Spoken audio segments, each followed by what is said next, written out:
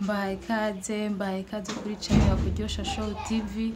Nizere ko muri amahoro kandi mumeze neza aho muherereye hose. Nkuko bisanzwe muri kumwe n'imbona Irene akunda kubategurira ibiganiro bijanye n'ingo n'imiryango. Ndabasaba mukande subscribe canke sabone bivaye na telefone yawe kugira ngo uzoze uraronka ibino biganiro uko bukeye canke uko bwije. Musonde na like na comment byose mubikore. Hama uyu munsi nabateguriye ikiganiro kijanye no kuvugana ukuri mu ngo mubayemwo, kuvugana ukuri muri societe, kuvugana ukuri aho muba muri hose, ukuri kukarangwa aho uba uri hose. Na Bibiliya irabivuga, muvugana ukuri na bagenzi banyu. Muri Petero wa mbere igice ca mbere ku murongo wa 22 haravuga nti nuko rero ko mwejesheje imitima kumvira ukuri kugira ngo mukunde bene data ataburyarya, mukobyo gukundana bivuye ku mutima. Uyu munsi rero turiko turabona yuko ukuri gurafise inkingi zitatu ziguherekeza. Iyo uvugishije ukuri uvuga ukuri, uba ufise urukundo ruherekezwa n'ukuri. Uba ufise ukwizera, urizegwa, kwizegwa guherekejwe n'ukuri. Uba ufise amahoro mu mutima wawe iyo umaze kuvuga ukuri, uba ufise amahoro mu mutima wawe. Abantu benshi rero ntibakunda kuvuga ukuri. Abantu benshi baratinya kuvuga ukuri, bagatinya kwankwa n'abantu. Ugasanga umuntu arazi ukuri ku kintu cyarosho cyose mugagatinya kukubwira kuvuga ukuri kugira ngo ntiyankwe n'abantu. Abantu ntibumve yuko ushobora kuvuga ukuri ari nk'ahantu kanaka kugira urokore mugenzi wawe, ukaje usanga kwa kuruvuze utumye abantu bose muri iyo societe bakwanka. Ukaje usanga rero oriyo kurokora umuntu umwe wowe wishimiye yuko abantu batokwanka, tireka ndehe kuvuga ukuri. Ariko ukuri kurakenewe kuvugwa kugira urokore nk'akarorero ubuzima bwa mugenzi wawe.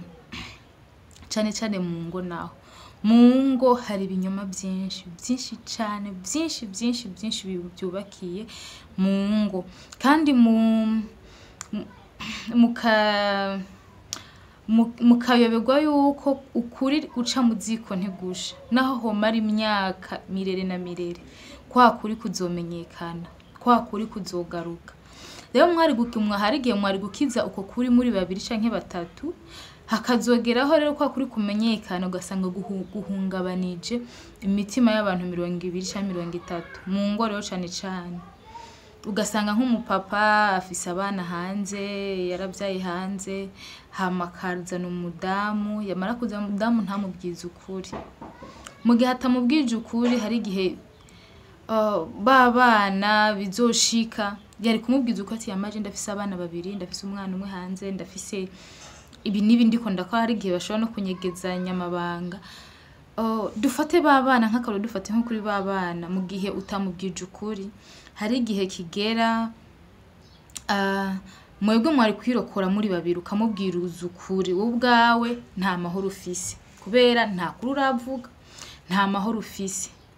Tena utavuze ukuri ntubunakundana, nta rukundo ruba runarimwe.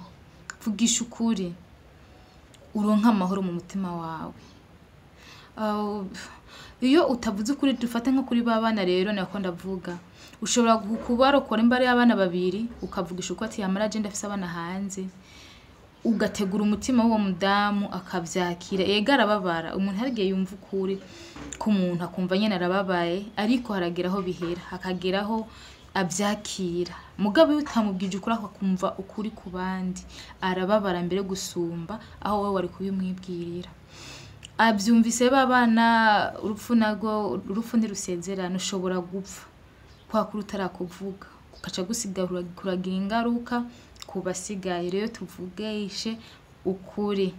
Canke abamama ugasanga umumama aca inyuma umugabo wiwe. Ubu bukene rero bugiye kutubera ikibazo, ubukene buzotubera ikibazo, bugatuma abadamu baca inyuma abagabo babo, bigatuma abadamu benshi barakunda no kuvyara ku bagabo bo hanze, nabo nyene ntibabwize ukuri, biyumva bajanywe n'amaronko, hanyuma ntibabwize ukuri abagabo babo uko vyagenze. Canke umugabo agahura n'ikibazo agafungwa akagira iki. Rero abadamu duhura n'ibibazo vyinshi, ukagenda ngo ugiye kurokora umugabo wawe, wa mupapa akaca abacama canke bande bari imbere akavuga ati kugira tumufungure irifo yuko turyamana, mwaryama ko usanga urasamye. Iyo umaze gusama rero uriyo kubibwira umugabo wawe uko vyagenze ukabica uvyibika nawe aho uba uriko urisenyera, uba uriko uribuza amahoro mu mutima wawe. Vugisha ukuri, uvugisha ukuri, ukuri kuzotuma n'ijuru urironka. Kandi iyo ufise ukuri canke iyo uvuga ukuri uba ufise amahoro, uba ufise urukundo, uba wizewe, kuko niyavyumvira hanze nk'akarorero ntazoba kikwizeye, ntazoba kigukunda, ntazoba kiguhereje ya mahoro. Oya, rero muvugisha ukuri.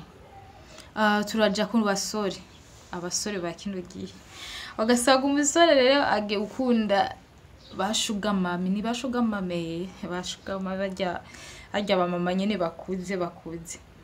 None hajya nyene ubu mukunda wa musore uca bujanywe n'amaronko, amafaranga rero agiye kugitikiza, agiye gutikiza abantu benshi mwa kino gihe.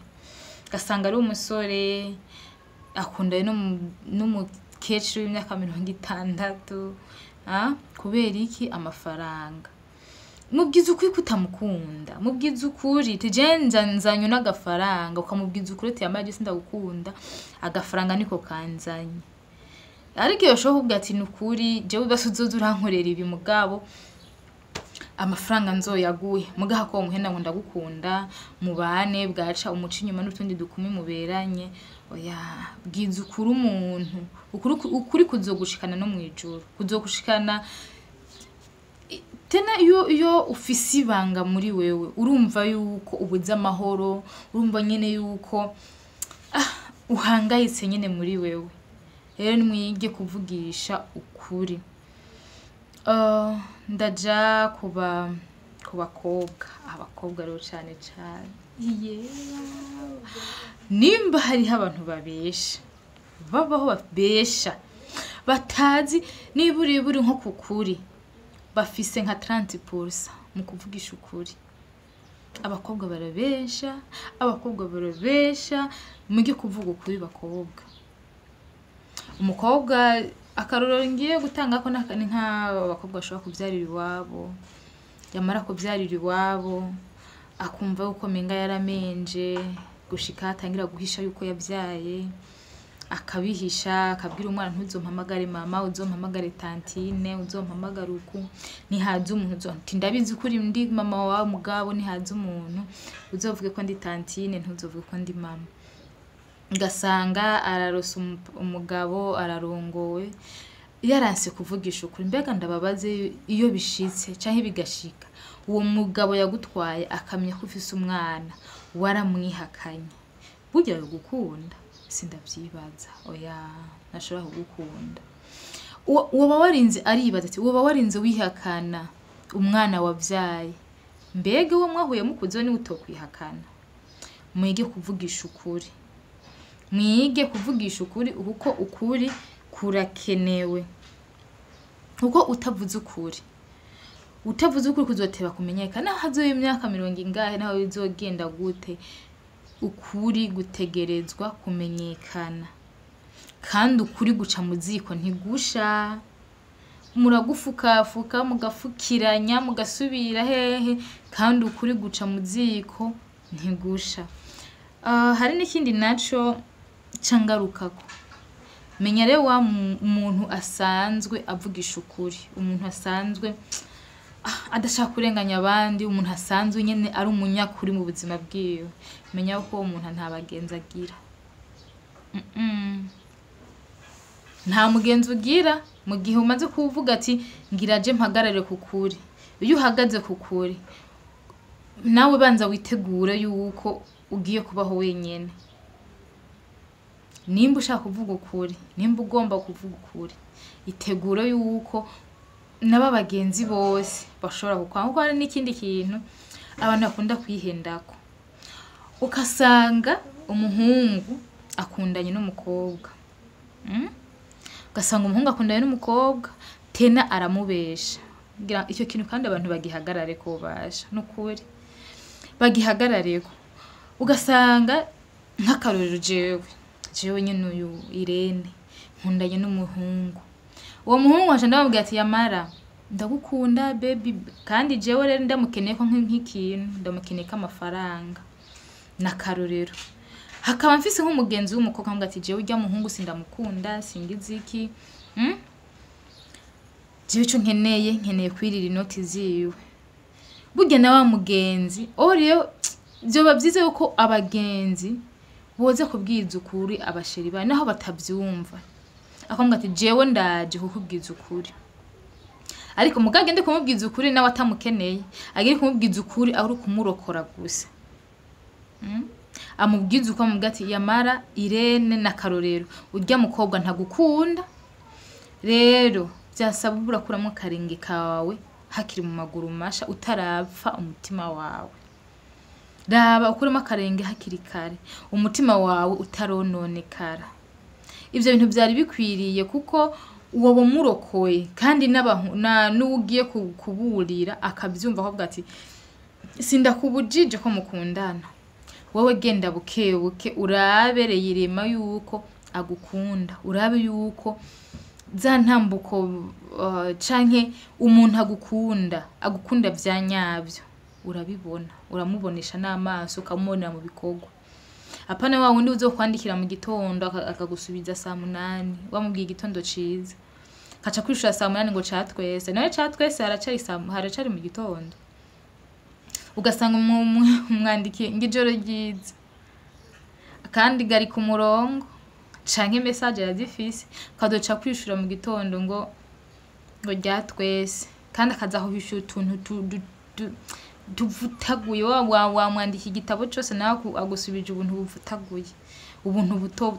Ibintu nako nzogarukako ibintu ukuntu wobona umuntu atagukunda, atakwitayeho, ibimenyetso woboneraho ko atakwitayeho, hanyuma ukamureka, ukamwihorera, ukaja kurondera uwo mwohuza umutima. Rero akorana natanze navuze nti ni umukobwa agira umugenzi cyangwa umuhungu agira umugenzi. Ugasanga rero agiye gukunda umuntu hariya akamujyaje, n'abahungu nabo nyene birashobora gushika akunda umukobwa ari kumujyaja amuronderako ingeso mbi, amuronderako ubushurashuze. Rero muri ico gihe afise nk'umugenzi w'umuhungu yogenda, nk'umugenzi w'umuhungu yogenda ahabwe wa mukobwa ati Yamara ugende bukebuke, musheri wawe aguhiga kwibi. Vyofasha izi ngeso mbi zikagabanuka, vyofasha. Rero muvugana ukuri n'abagenzi banyu, mugira amahoro mu mutima, muzoshike no mwijuru. Isi yuzuyemo ububeshi, yemwe cyane mu rukundo, yuzuyemo ububeshi. Nzobategura n'ikindi n'ibiganiro byo guhemukirwa cyane. Hama ndabashimiye kuba kurikiranye kino kiganiro. Sho nashimikiye ko muvugana ukuri mu kuvugane ko ukuri kurakenewe, ntituryajyanye. Umuntu akeneye ko murokora, uzi ukuri kwiwe murokore, ntutinye abantu ntubatinye. Wotuma uguma uri wenyine mugabo ukaba wavuze ukuri, kuko hariho abantu bazovuga ati kumbe wa muntu kwera urya muntu nimvuga kuri, bace bakwizera tena bagukunde. Nyuma yaho gusa ukuri ukikuvuga ntibakwakira neza, ariko iyo bamaze gutahura ati urya muntu aravugishije ukuri kweri, bakugirira icizere, baragukunda tena baguha n'amahoro. Rero muvugisha ukuri n'abagenzi banyu. Ndabasaba rero utarakanda subscribe ayikande na like na partage, byose mubikore kugira kino kiganiro gishike kure, gishikire abantu benshi kandi nawe wafyonze subscribe cyangwa se abone uzohora uri ko nshize ikiganiro uzohora ukibona hakiri kare. Ndabashimiye cyane, Uwiteka abanzigamire. Bye.